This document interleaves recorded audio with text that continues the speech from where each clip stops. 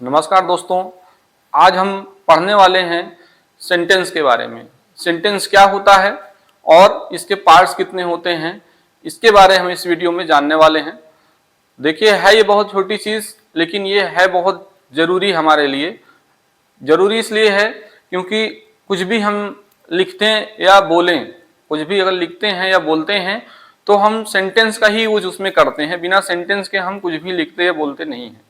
इसलिए सेंटेंस का बेसिक भी हमको जानना जरूरी है, और खास तौर पर उनके लिए जो इंग्लिश पढ़ना अभी शुरू कर रहे हैं या फिर इंग्लिश में वीक हैं, तो उनको तो और भी ज़्यादा जरूरी हो जाता है इन बेसिक चीज़ों को जानना। तो देखते हैं सेंटेंस होता क्या है। तो सेंटेंस जो होता है, sentence is a group of words which has a subject and a finite verb. Sentence जो होता है वो क्या होता है, ग्रुप ऑफ वर्ड्स होता है जिसमें कि एक सब्जेक्ट हो और एक फाइनाइट वर्ब हो। अब ये फाइनाइट वर्ब क्या होती है, तो फाइनाइट वर्ब के बारे में मैंने एक अलग से वीडियो बना रखी है। अगर आप finite verb non finite verb नहीं जानते हैं तो इस वीडियो के डिस्क्रिप्शन बॉक्स में मैं लिंक दे दूंगा, वहां से आप देख लीजिएगा, तो ये बात आपको और अच्छे से समझ में आ जाएगी। तो सेंटेंस जो होता है वो सेंटेंस जो होता है ये ग्रुप ऑफ वर्ड्स होता है जिसमें कि एक सब्जेक्ट और एक फाइनाइट वर्ब होती है और जो एक पूरा अर्थ देता है। सेंटेंस जो होता है वो ग्रुप ऑफ वर्ड्स होता है जिसमें कि एक सब्जेक्ट और एक फाइनाइट वर्ब भी होती है और ये एक पूरा अर्थ देता है। पूरा अर्थ देने का क्या मतलब हो गया, ग्रुप ऑफ वर्ड्स का मतलब क्या हो गया, सब्जेक्ट और फाइनाइट वर्ब का क्या मतलब है। देखिए, हम ये एग्जाम्पल में देख लेते हैं। जैसे यहाँ पे लिखा हुआ है ही इज माई फ्रेंड, तो देखिए sentence is a group of words. Sentence क्या होता है, ग्रुप ऑफ वर्ड्स होता है। ग्रुप ऑफ वर्ड्स का मतलब जैसे यहाँ 1 2 3 एंड 4 वर्ड्स आए हुए हैं, तो ये जो 4 वर्ड्स हैं ये ग्रुप ऑफ वर्ड्स हैं। ग्रुप ऑफ वर्ड्स का मतलब जिसमें एक से अधिक शब्द आए हुए हों उन्हें ग्रुप ऑफ वर्ड्स कहेंगे। तो 4 वर्ड्स आए हुए हैं और ये हैं क्या, एक ग्रुप ऑफ वर्ड्स है। और देखिए इस सेंटेंस में ये जो है हमारा सब्जेक्ट है, क्या है, सब्जेक्ट है, और ये हमारी क्या है, फाइनाइट वर्ब है। तो जो आगे बोला गया है कि सेंटेंस ग्रुप ऑफ वर्ड्स होता है जिसमें कि एक सब्जेक्ट होती है, जैसे यहाँ पे देख सकते हैं, और इसके लिए एक फाइनाइट वर्ब कम से कम होती है। तो देख सकते हैं यहाँ एक फाइनाइट वर्ब भी आई हुई है। और आगे क्या बताया गया है कि जो सेंटेंस होता है ये गिव्स अ कंप्लीट सेंस, ये हमको एक पूरा अर्थ देता है, अधूरा अर्थ नहीं देता है, ये एक पूरा अर्थ देता है। तो ये चीजें सेंटेंस में होती हैं। पूरा अर्थ देने का मतलब है जैसे ही इज माई फ्रेंड, तो ये एक पूरा अर्थ दे रहा है, वह मेरा दोस्त है। जैसे इस सेंटेंस में है सी सब्जेक्ट हो गया, इस फाइनाइट वर्ब हो गई। तो सी इज सिंगिंग अ सॉन्ग, ये एक पूरा अर्थ दे रही है कि वह एक गाना गा रही है। इसमें हमको पूरा अर्थ, पूरा सेंस मिल रहा है। अधूरा सेंस का क्या मतलब होता है, अधूरा सेंस का मतलब होता है जैसे लिख दिया जाए कि an old lady in the corner. देखिए ग्रुप ऑफ वर्ड्स ये भी है, an old lady in the corner, group of words ये भी है। और इसमें हम देखेंगे कि इसमें एक सब्जेक्ट भी है, लेकिन इसका पूरा अर्थ नहीं निकल रहा है। क्यों नहीं निकल रहा है, क्योंकि इसमें फाइनाइट वर्ब नहीं दिख रही हमको, और इसलिए इसका पूरा अर्थ नहीं निकल रहा है।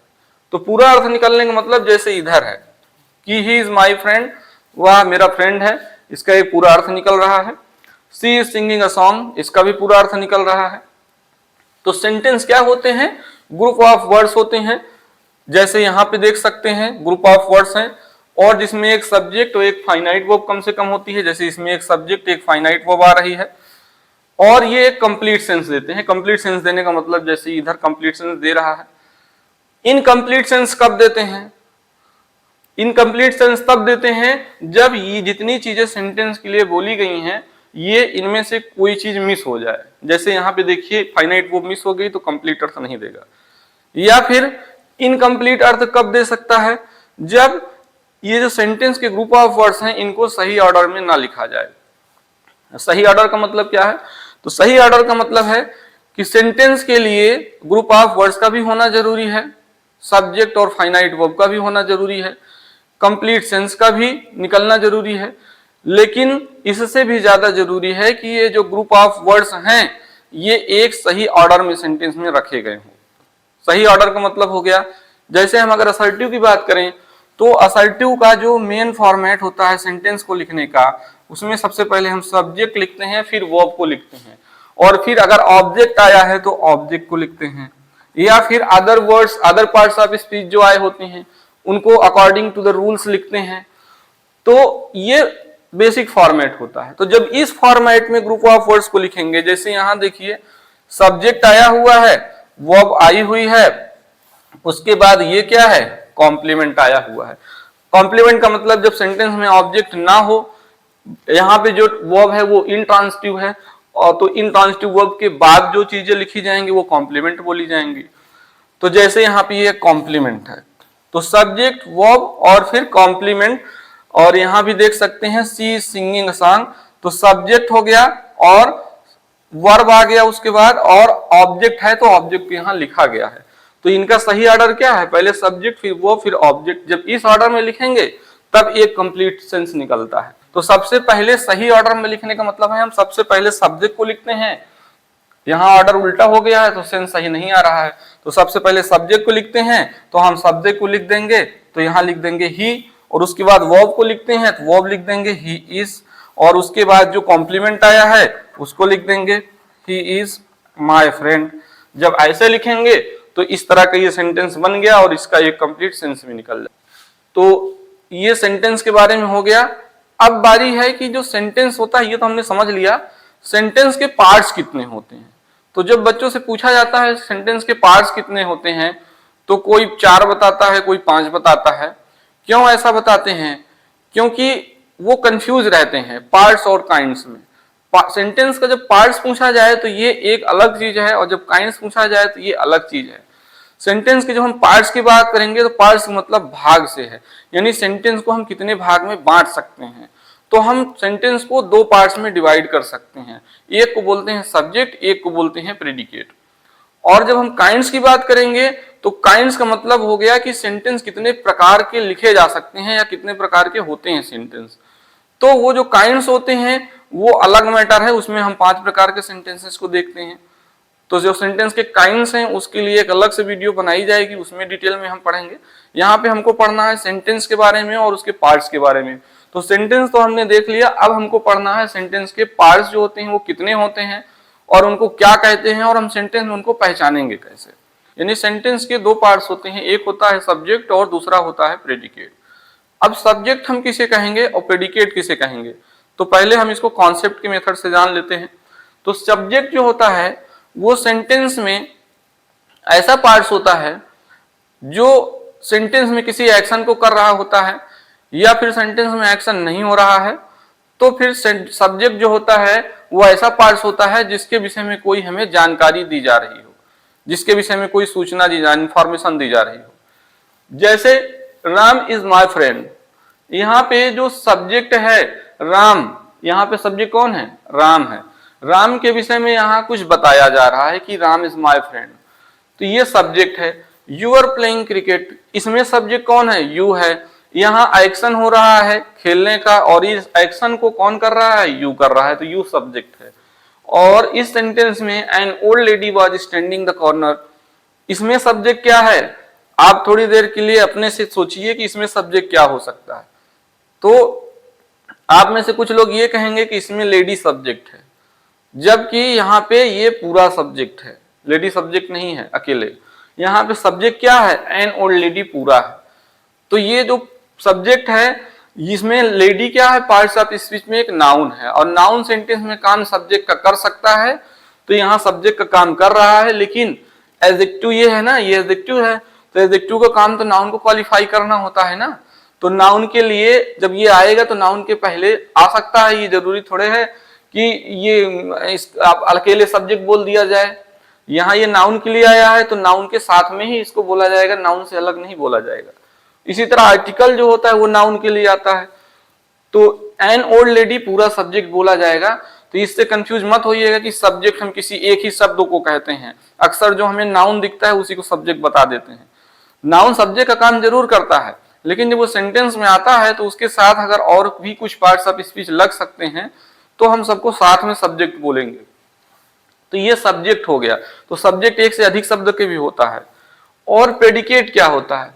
तो सब्जेक्ट के बाद जो चीजें होती हैं उसे हम प्रेडिकेट कहते हैं।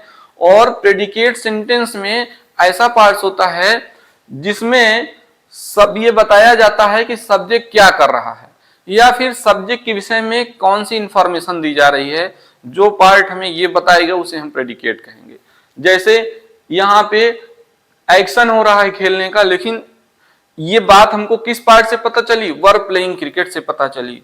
तो जो एक्शन हो रहा है, जो सब्जेक्ट के विषय में बताने वाला पार्ट है, उसे हम क्या कहेंगे? प्रेडिकेट कहेंगे। जैसे यहाँ पे इज माई फ्रेंड, ये इंफॉर्मेशन दे रहा है राम के बारे में, तो इज माई फ्रेंड क्या हो गया? प्रेडिकेट हो गया। यानी प्रेडिकेट सेंटेंस का ऐसा पार्ट होता है जो हमें सब्जेक्ट के बारे में कुछ बताता है।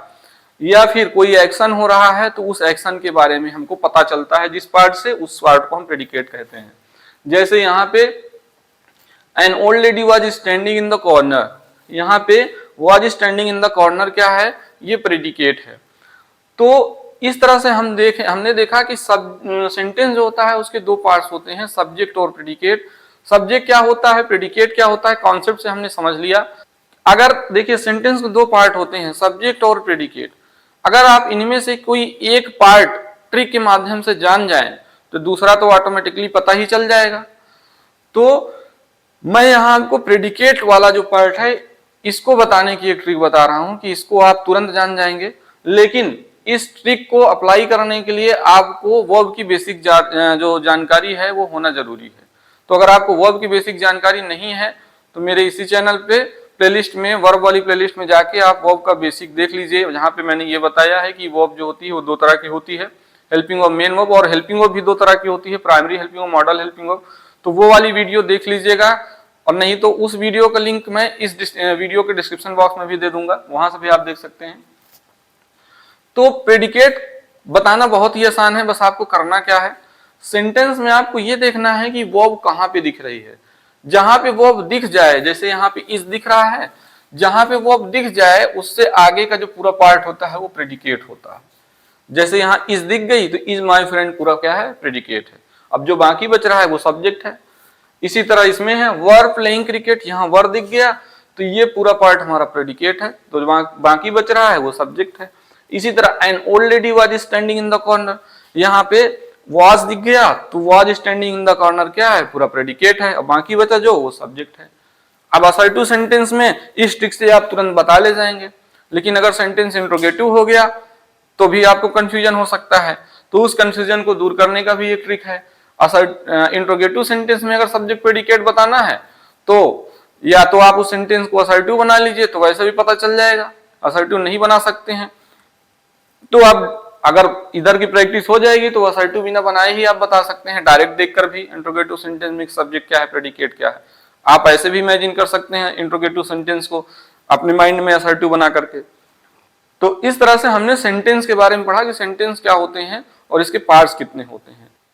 यदि आप सब्जेक्ट और प्रेडिकेट की एक्सरसाइज करना चाहते हैं तो रेन एंड मार्टिन की जो एक्सरसाइज है सब्जेक्ट और प्रेडिकेट वाली, वो एक्सरसाइज मैंने करा रखी है। उस एक्सरसाइज का जो वीडियो मैंने बनाया है उसका लिंक मैं इस वीडियो के डिस्क्रिप्शन बॉक्स में दे दूंगा। वहां से आप सब्जेक्ट और प्रेडिकेट यहाँ से पढ़ने के बाद वहां से आप उसकी प्रैक्टिस कर लीजिएगा। अब अगली वीडियो में हम पढ़ेंगे सेंटेंस के काइंड्स के बारे में। तो आज की वीडियो में यहीं तक। Okay, thanks for watching this video.